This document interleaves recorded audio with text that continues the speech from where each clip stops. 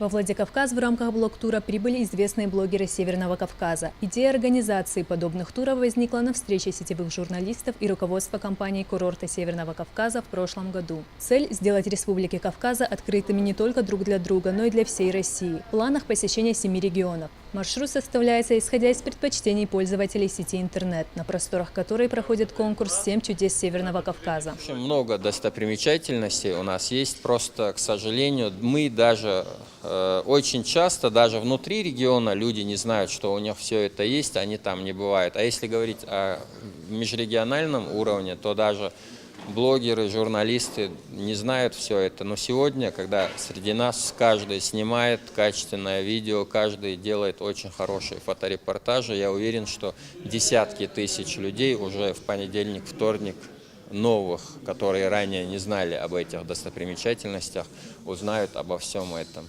После пресс-конференции делегация отправилась на пешую прогулку по центральной части города и познакомилась с его достопримечательностями. В рамках проекта блогеры уже посетили Дагестан и Ингушетию, ознакомились с природными памятниками регионов. В нашей республике им предстоит посетить площадку будущего курорта Мамисон, Куртатинское ущелье и самый высокий водопад в Европе Дзейгалан.